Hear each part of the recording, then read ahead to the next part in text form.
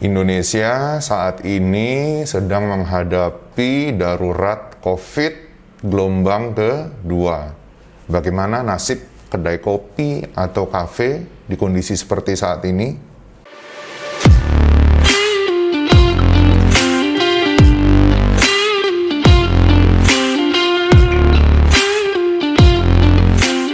Halo Sobat JPW, mungkin kita sudah melihat ya kondisi Indonesia sekarang sedang darurat COVID ya, diberlakukan kembali PPKM darurat ya, dimana sekarang kasus COVID ini melonjak sangat tinggi sekali. Mungkin bisa dapat dikatakan kasusnya sekarang ini 2 kali lipat lebih parah dibandingin ketika awal COVID dulu ya.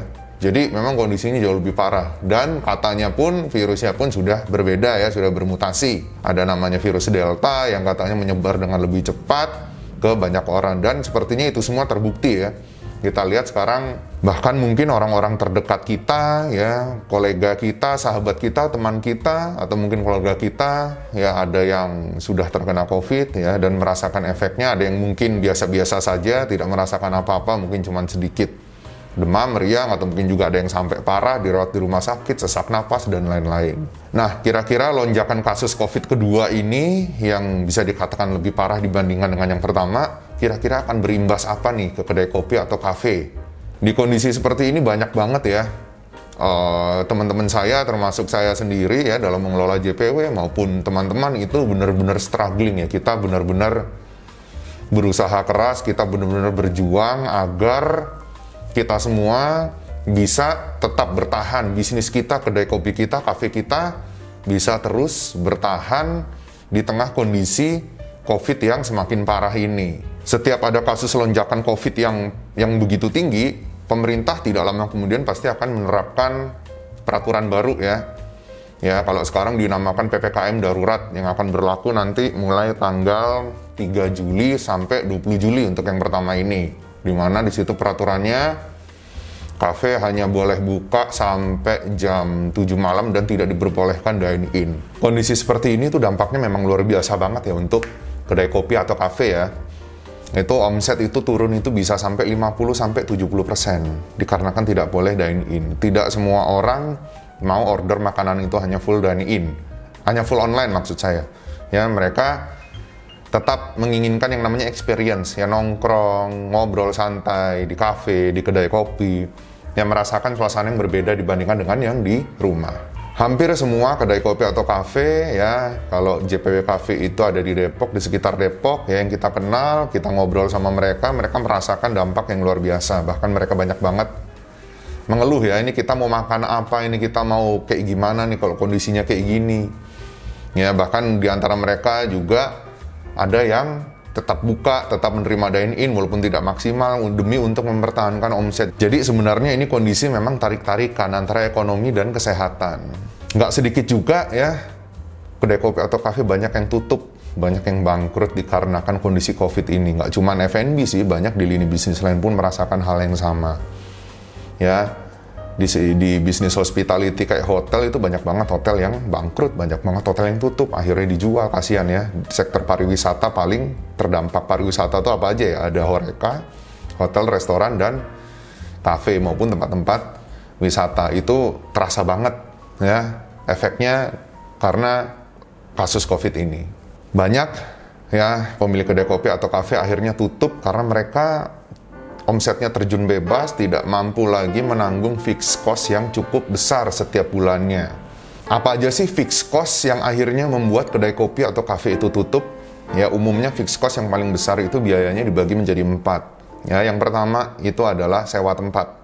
Ya, entah itu Anda memiliki tempat sewa di mall, di ruko, maupun di kios. Ya, sewa tempat ini menjadi momok yang paling menakutkan, momok yang paling berat setiap bulannya bagi para pengelola, bagi para owner. Ya, di saat kondisi drop tapi sewa tempat tetap harus dibayar. Ya, sehingga ini akan sangat terasa berat sekali. Biasanya orang-orang yang tempatnya nyewa itu kalau nggak pinter-pinter mengelola keuangan, tidak pinter-pinter ya menerapkan strategi yang lebih jitu, ya kemungkinan besar mereka akan sulit sekali untuk bertahan di kondisi seperti ini. Yang kedua adalah gaji karyawan. Ya, gaji karyawannya adalah biaya bulanan fixed cost yang tetap harus kita bayar setiap bulannya. Ya, di saat omset turun seperti ini, kita tetap harus membayar gaji karyawan, dan ini pun menjadi tanggungan yang cukup berat bagi para pemilik bisnis. Yang ketiga adalah listrik dan maintenance. Ya, listrik juga tiap bulan harus kita bayar. Biasanya sih kalau aktivitasnya menurun ya seperti ini di kondisi pandemi, ya biayanya biaya listrik juga akan menurun juga. Tapi biasanya nggak terlalu banyak, nggak terlalu ngefek. Ya, tetap kita harus bayar seperti biasa. Ya, dan juga ada maintenance. Perawatan mesin, perawatan tempat, ya kebersihan, dan lain-lain itu adalah fixed cost yang setiap bulan harus kita bayar, dan ini cukup memberatkan juga untuk pebisnis kedai kopi atau kafe. Yang keempat adalah biaya untuk branding dan marketing. Ya, kita tidak bisa pungkiri bahwa jika bisnis kita ingin tetap berjalan, maka branding dan marketing ini menjadi hal mutlak dan wajib yang kita lakukan tiap hari. Jangan pernah berhenti, jangan pernah lelah untuk melakukan branding dan marketing. Banyak pemilik bisnis ya, kedai kopi atau kafe itu melakukan pemasaran melalui iklan berbayar. Ya, bisa melalui Facebook Ads, bisa melalui Google Ads, ya Instagram Ads, TikTok Ads. Ini bisa juga melalui endorse, bayar selebgram, food blogger, dan lain-lain untuk melakukan pemasaran. Ya, jika kita stop melakukan ini, ya itu biasanya akan berimbas ke brand awareness kita ke customer. Akhirnya nanti kalau kita stop melakukan branding dan marketing, ya itu biasanya akan pengaruh juga nanti ke nilai orderan kita setiap bulan. Jadi semua berbanding lurus ya. Jadi biaya branding dan marketing ini ya fixed cost juga yang harus dikeluarkan oleh para pemilik kedai kopi atau kafe kalau mereka ingin bertahan. Nah, inti dari video ini adalah ya di kondisi yang berat ini saya ingin sharing ya beberapa tips ya. Ya, bagaimana cara kita agar tetap bisa bertahan di kondisi yang berat ini. Ya, ini yang sudah JPW lakukan. Ya, dan alhamdulillah kita masih bertahan sampai saat ini. Ya, kunci utama dari bertahannya bisnis di kondisi pandemi ini sebenarnya adalah cutting cost atau memangkas biaya-biaya yang tidak perlu. Ya, ada 3 biaya yang tidak perlu yang bisa kita pangkas. Ya, apa aja? Cutting cost yang paling utama adalah gaji karyawan. Ya, gaji karyawan ini kita menyesuaikan dengan omset. Ya, usahakan jumlah gaji yang kita bayar itu tidak melebihi 20% dari omset yang kita terima. Contoh misalkan omset kita sebulan itu dalam kondisi normal itu misalnya 50 juta sebulan, misal ya. Misalnya 50 juta sebulan itu kita punya 4 karyawan. Ya, ketika kita omsetnya terjun bebas turun ke 25 juta atau 20 juta, ya kurangin aja karyawannya jadi 2 atau jadi 1. Ya, Anda sebagai pemilik bisnis harus mau lebih capek untuk ikut turun langsung ke lapangan, mengerjakan apa yang sebelumnya karyawan kerjakan. Jadi cutting cost di gaji karyawan ini memang penting. Itulah banyak sekarang perusahaan yang akhirnya merumahkan banyak karyawannya, karena memang nggak ada cara lain. Omset terjun bebas, otomatis karyawan pun harus dikurangi. Yang dipertahankan hanya karyawan-karyawan yang benar-benar berkualitas, yang benar-benar berimpact bagus untuk perusahaan, benar-benar karyawan yang vital. Jadi kalau Anda tidak mau dirumahkan, jadilah karyawan, jadilah staf yang memang berguna untuk kedai kopi atau kafe Anda.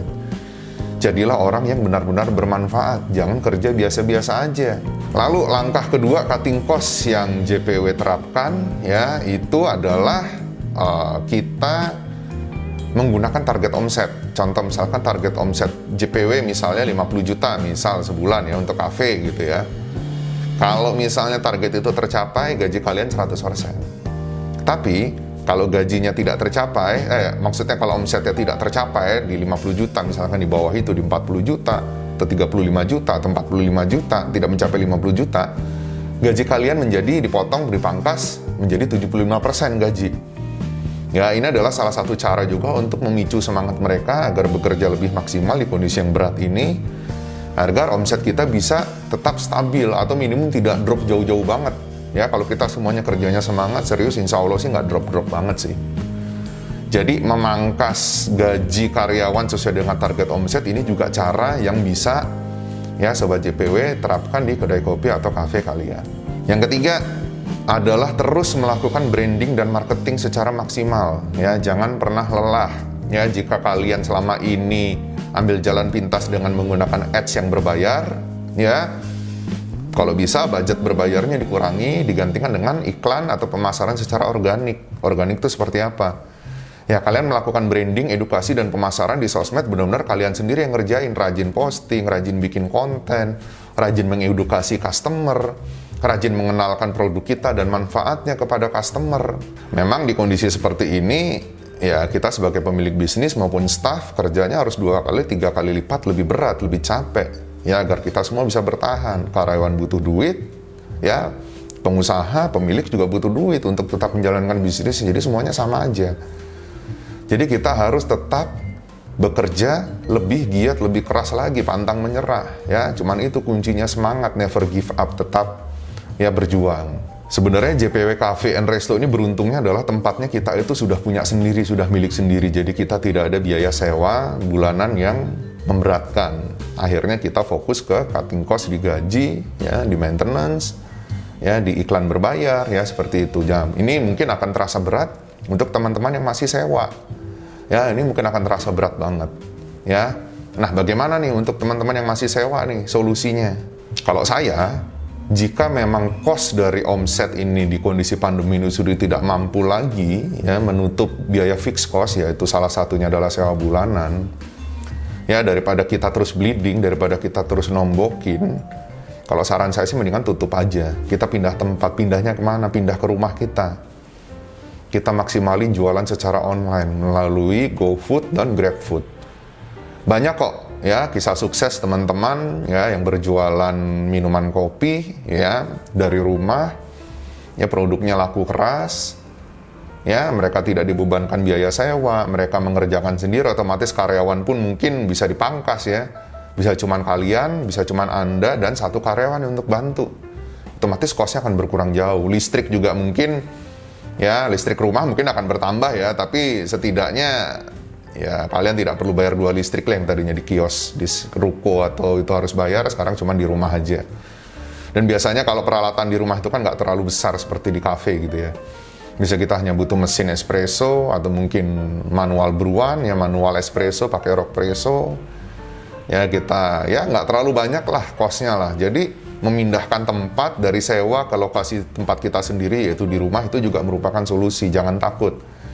Jangan takut tempat kalian di gang, terus nanti produknya tidak laku. Banyak tempatnya di gang, tapi produknya laku keras jualan secara online. Karena apa? Karena mereka rutin memasarkan produknya. Karena mereka rutin melakukan branding dan marketing. Jadi di situ kuncinya.